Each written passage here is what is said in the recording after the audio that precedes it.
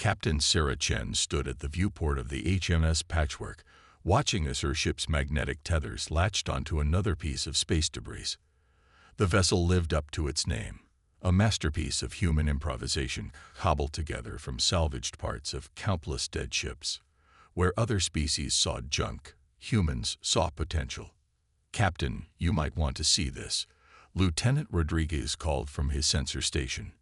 His dark eyes were fixed on readings that shouldn't have been possible. "I'm picking up energy signatures from that derelict we tagged in Sector 7. It's still alive." Sarah moved to his station, her magnetic boots clicking against the metal floor. Another salvaged piece, this one from an old Mars freighter.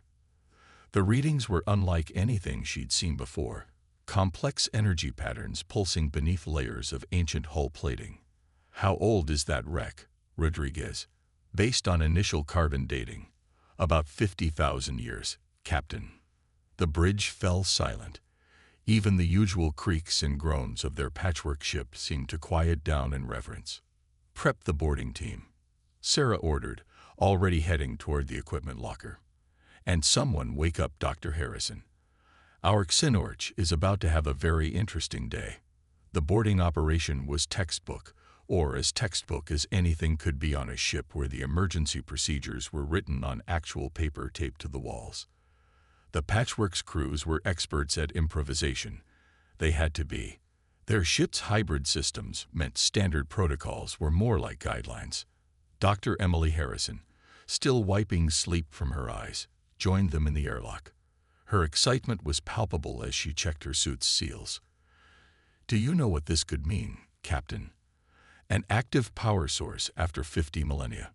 The technological implications alone could make us rich," interrupted Chief Engineer Wong, checking his tools, "or very dead. Usually with these things, it's one or the other." Sarah smiled behind her helmet visor. "Let's aim for rich, shall we? Standard salvage formation. People. Harrison, stay between Wong and Martinez. Rodriguez, you've got point." They crossed the void between ships using their suits' maneuvering thrusters. The derelict hung in space like a ghost ship from humanity's ancient seafaring days, its hull decorated with strange geometric patterns that seemed to shift in the starlight. "Those markings," Harrison whispered over the comm, "they're not just decorative.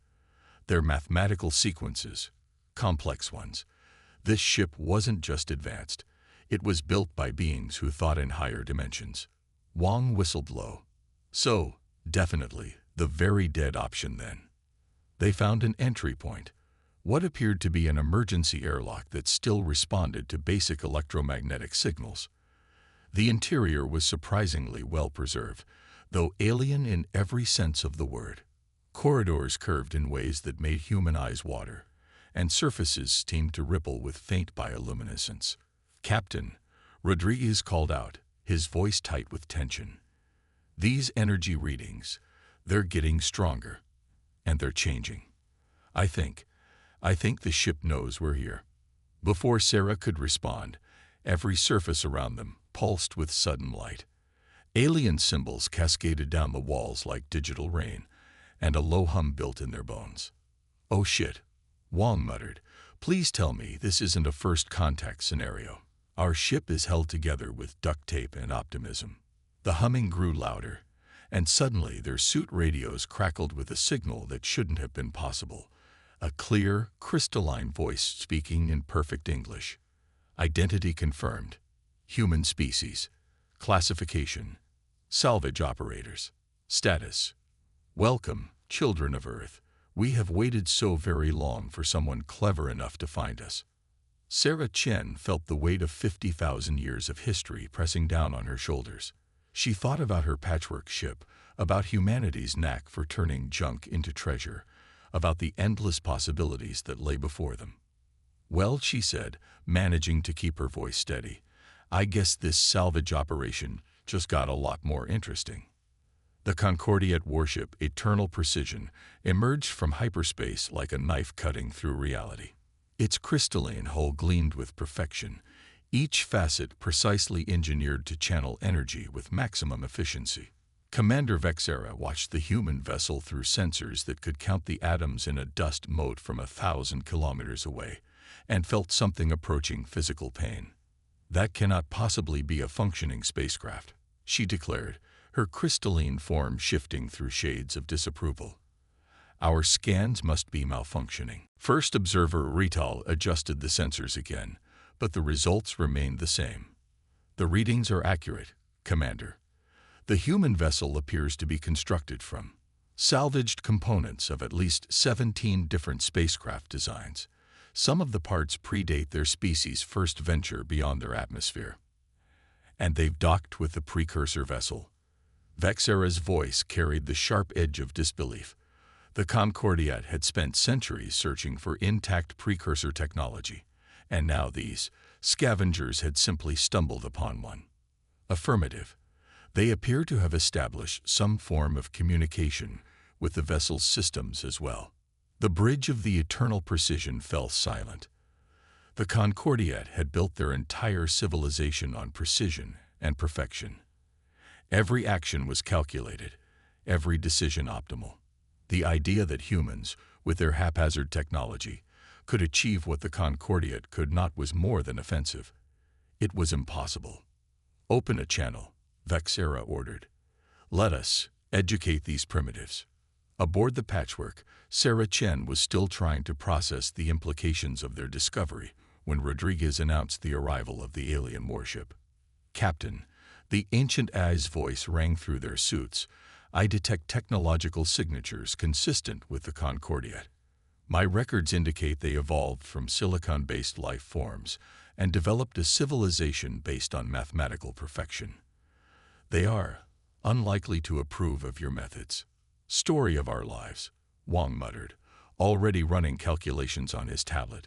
"Think they'll believe us if we tell them we found it first?"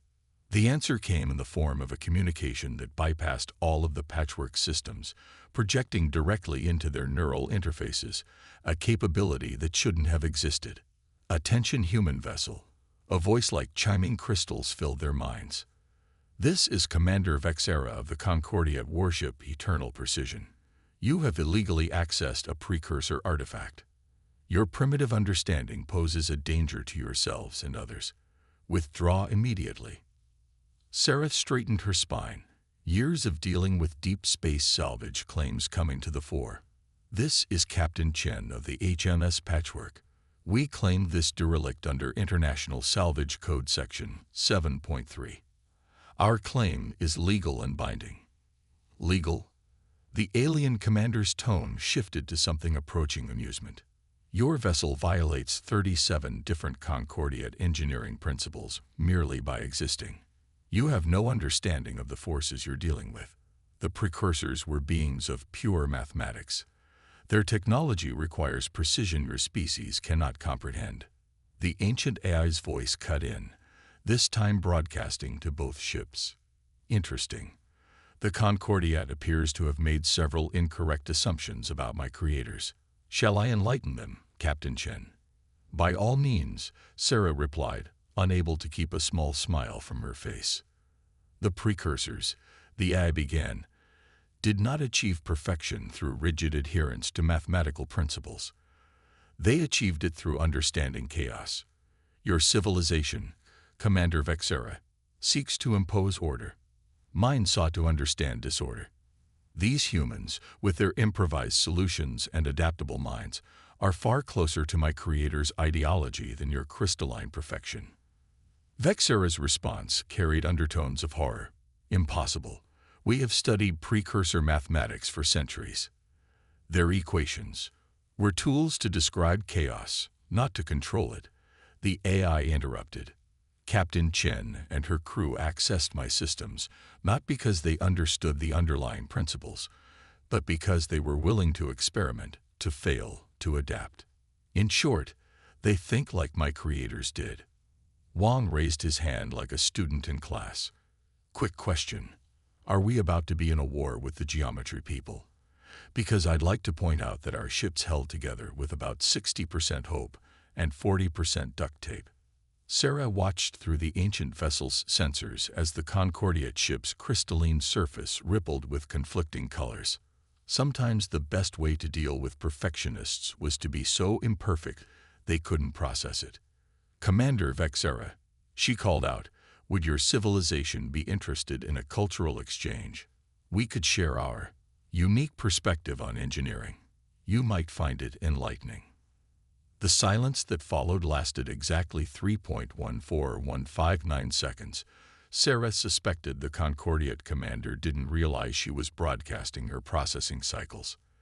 "This conversation is not over," Vexera finally declared. "We will be watching." As the eternal precision signal cut off, Harrison let out a breath she'd been holding. "Well, that could have gone worse." "Oh, it will," the AI chimed in cheerfully. "The Concordiate are not known for their flexibility of thought. And there is something else you should know about why I was left here." Sarah felt a headache coming on. "Let me guess. It's going to make our lives much more complicated." "Indeed. You see, I was not abandoned. I was left as a warning. And the threat I was meant to warn about, it's still very much active." The ancient AI's holographic interface flickered to life in the patchwork's makeshift briefing room, creating a three-dimensional display that somehow made the salvaged furniture look even more mismatched. Captain Chen sat at the head of a table that had once been part of a luxury cruise liner, while Wang lounged on a pilot's seat that still had Mars Express stamped on its side. "The entity we were meant to warn against," the AI began, its voice carrying the weight of millennia, "is what my creators called the entropy cascade. Imagine a virus that doesn't just infect living things, but infects reality itself." Harrison leaned forward, her xenoarchaeologist's mind already racing. "A virus that affects physical laws." "Precisely. The entropy cascade spreads by corrupting the fundamental forces that hold the universe together. My creators discovered it had already consumed 17 galaxies when they built me as a warning beacon." "And let me guess," Wang said, tapping his tablet against his knee, "it's heading this way." The AI's holographic form rippled. "It's already here. Your recent stellar phenomena, the disappearing stars, the quantum fluctuations, those weren't natural events. The cascade has reached your galaxy." Before anyone could respond, Rodriguez burst into the room. "Captain, we've got problems. The Concordiate ship, it's experiencing some kind of system failure. Their perfect crystalline hull is, well, it's starting to melt." Sarah was on her feet instantly. "The cascade." "Indeed," the AI confirmed. "Their rigid, mathematically perfect systems are particularly vulnerable. The cascade feeds on order, using it to propagate its corruption. The more structured and organized a system is, the more quickly it falls." Through the viewport, they watched as the eternal precision's pristine surface began to flow like wax under a flame. Emergency signals blazed across space, their perfect patterns degrading into chaos. "We have to help them," Sarah declared, already moving toward the bridge. "Their technology is too perfect, too ordered. They'll never survive this on their own." "Captain," Harrison called after her, "what exactly can we do against something that eats reality?" Sarah's smile was fierce. "We're humans. We specialize in jury-rigging solutions to impossible problems. Besides, our ship is already such a chaos of mismatched parts that the cascade might just get indigestion." The next hour was a crash course in impossible physics. While the Concordiate crew watched in horror, the humans began implementing what Wang dubbed Operation Mess Things Up. The cascade works by finding patterns and corrupting them. Sarah explained to a visibly distressed Commander Vexera, whose crystalline form was showing signs of degradation. "So we break the patterns first. Make things so chaotic it can't get a foothold. You want us to deliberately introduce imperfections into our systems." Vexera's voice carried both disgust and desperate hope. "To compromise our mathematical precision." "Want to?" "No. But it's either that or watch your ship dissolve into quantum soup." Sarah gestured to Wang, who was already rigging up what looked like a random number generator made from an old coffee maker and parts of a quantum computer. Sometimes the only way to survive chaos is to embrace it. The Concordiate crew watched in mounting disbelief as the humans began attaching their jury-rigged devices to the eternal precision systems. Wong's quantum randomizer hummed ominously, occasionally shooting sparks and making what everyone hoped weren't temporal hiccups.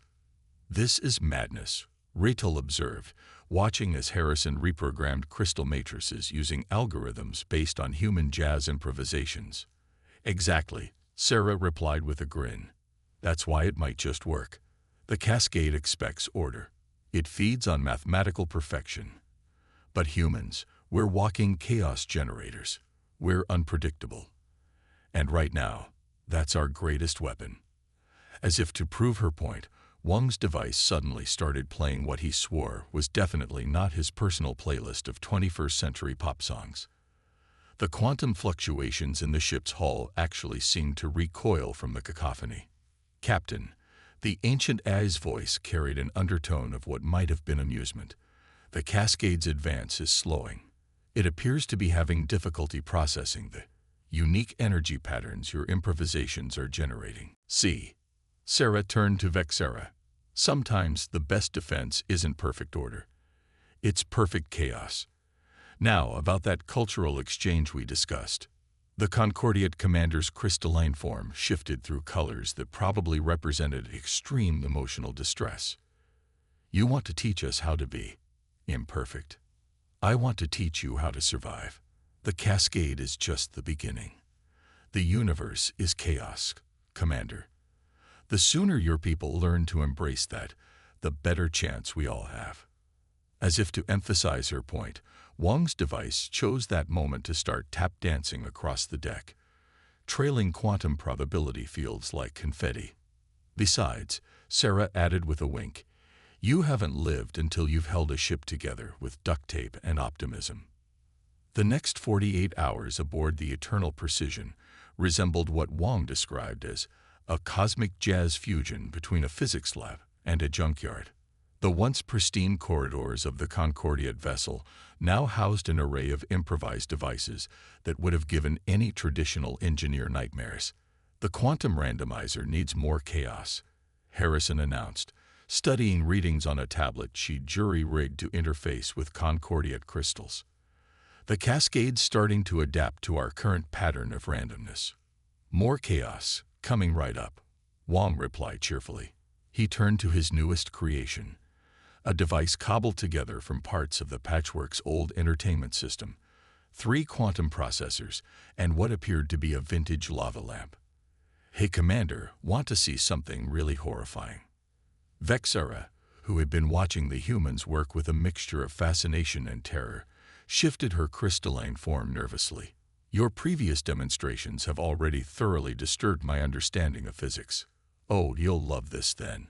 Wong connected the lava lamp to the quantum processors. "We're going to use 20th century mood lighting to help generate truly random quantum fluctuations. The unpredictable flow of the heated wax creates minute gravitational variations that we can amplify through the quantum field." That cannot possibly work," Vexera protested. Sarah grinned as she watched the reading spike. "And yet it does. That's humanity's secret weapon, Commander. We don't get hung up on whether something should work. We just keep trying until something does." The ancient AI's holographic form materialized nearby. "The human's approach, while unorthodox, aligns with my creator's final discoveries. The precursors realized that true advancement comes not from pursuing perfection, but from embracing imperfection's infinite possibilities. But there must be underlying principles," Rachel argued, their crystalline form flickering with intellectual distress. "Some mathematical basis for these improvisations." "Oh, there is," Harrison replied, not looking up from her readings. "But you're not going to like it. We're basically weaponizing Murphy's Law." "Murphy's Law. Anything that can go wrong will go wrong," Wong explained cheerfully. "We're creating a field of intentional chaos so dense that even something that feeds on disorder can't process it. It's like trying to drink from a fire hose. Too much at once. The Concordiate crew watched in mounting disbelief as the humans continued their work. Where the cascade touched the ship's hull, it now encountered a bewildering array of conflicting signals and random fluctuations. The humans had essentially turned the entire vessel into a quantum jazz concert. "Captain," Rodriguez called from his monitoring station, "you're going to want to see this. The cascade isn't just being repelled, it's actually starting to avoid our ships entirely." Sarah moved to his station, studying the readings. The cascade's advance had indeed altered course, creating a bubble of clear space around both vessels. "It's working. The entity can't process our chaos field. It's too unpredictable even for something that feeds on disorder." "Fascinating," the AI commented. "You've essentially created a defense mechanism based on overwhelming complexity rather than rigid structure." My creators would have appreciated the irony. Vexera's form shifted through colors of deep contemplation. "Our entire civilization is built on the pursuit of perfection, of absolute mathematical precision. To think that salvation lies in deliberate imperfection." "Not imperfection," Sarah corrected gently. "Adaptation.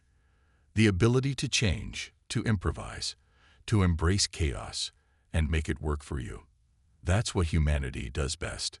Wang's lava lamp device chose that moment to start playing what sounded suspiciously like jazz remixed with quantum fluctuations. The Concordiate crew's crystalline forms all flickered in synchronized distress. "Sorry about that," Wang said, not looking sorry at all. "Still working out some bugs, or possibly creating new ones. With quantum mechanics, it's kind of hard to tell the difference." "Speaking of differences," Harrison interrupted, her voice tight with sudden concern. "We've got a problem. The cascade isn't just avoiding us anymore. It's changing direction. Based on these readings, it's heading straight for the nearest populated system." Sarah felt her blood run cold. "How long?" "At its current speed, less than 24 hours. And that system has 12 billion inhabitants." "Then we need to do more than just defend," Sarah declared. "We need to find a way to stop this thing permanently. And I think I know how. But you're really not going to like it, Commander." Vexera's form crystallized in resignation. "Captain Chen, in the past 2 days, you have violated every principle of physics my people hold sacred. Whatever you're about to propose cannot possibly be worse." Sarah's smile was sharp. "Want to bet?" "Wang, remember that idea you had about using the ship's core as a giant quantum randomizer? The one I said was too crazy even for us." Wang's eyes lit up. "The one that might accidentally create a localized pocket of alternative physics. That could either stop the cascade or turn this entire sector into abstract art." "That's the one." "Commander Vexera, how do you feel about using your perfect ship to generate the biggest chaos field in recorded history?" The combined crews of the Patchwork and Eternal Precision stood at their stations, watching as Wang made the final adjustments to what he dubbed the Chaos Engine. The Concordiate ship's perfect crystalline core had been transformed into something that defied description. A swirling vortex of quantum improbability surrounded by a network of improvised devices that included everything from modified coffee makers to repurposed quantum computers. "This," Vexera announced, her crystalline form flickering with a mixture of horror and fascination, "is either the most brilliant or most insane plan in the history of space travel." "Why not both?" Sarah replied, checking the final calculations on her tablet. "That's humanity's sweet spot, the intersection of genius and madness." The ancient AI's holographic form appeared, its usual precise lines now pleasantly fuzzy around the edges, a side effect of the chaos field they were generating. "The cascade has altered course again. It will reach the populated system in approximately 3 hours.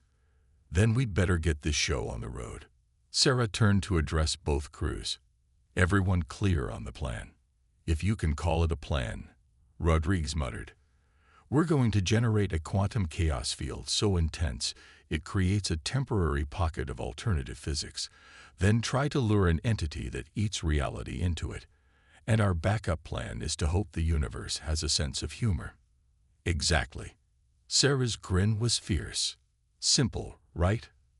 The Concordiate crew's crystalline forms all shifted through various shades of distress, but they held their positions. Over the past few days, they'd learned that sometimes the most logical course of action was to abandon logic entirely. Beginning power-up sequence, Wang announced, his hands dancing over controls that really shouldn't have been compatible with each other. Fair warning, things are about to get weird. And by weird, I mean we might accidentally invent several new laws of physics. The chaos engine roared to life, sending waves of probability cascading through both ships. Reality flickered around them like a bad video feed. Harrison's tablet started displaying readings in what appeared to be interpretive dance. The quantum field is stable, she shouted over the noise of reality rearranging itself, or possibly unstable in a stable way. The math gets a bit philosophical at this point. The cascade has noticed us, the AI reported. It's altering course again, heading straight for our position. Sarah watched the tactical display as the entity approached, a writhing mass of corrupted space-time that seemed to devour light itself. Everyone hold on to something. Wang, push it to maximum. Maximum chaos. Aye aye. Wang threw the final switch, which was actually a repurposed toaster, and reality went sideways. The chaos engine's field expanded exponentially, creating a bubble of space where the normal laws of physics took a coffee break. Quantum probabilities collided with classical mechanics in ways that would have made Einstein weep. The lava lamps, now quantum entangled with the ship's core, began playing what sounded suspiciously like a jazz version of classical Concordiate harmonics. The cascade hit the field at full speed and stopped dead. It's working, Harrison exclaimed. The entity can't process the level of chaos we're generating. It's trying to corrupt our reality, but our reality is already so scrambled it can't get a foothold. They watched in amazement as the cascade tried to adapt, attempting to find patterns it could corrupt. But the humans' improvised technology, combined with the Concordiate's powerful, but now deliberately imperfect systems, created a chaos too pure to be corrupted. Fascinating, the AI observed.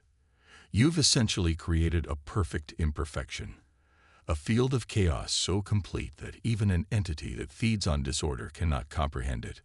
The cascade writhed, caught in their trap of quantum impossibilities. As they watched, it began to fold in on itself, unable to maintain coherence in the face of their weaponized chaos.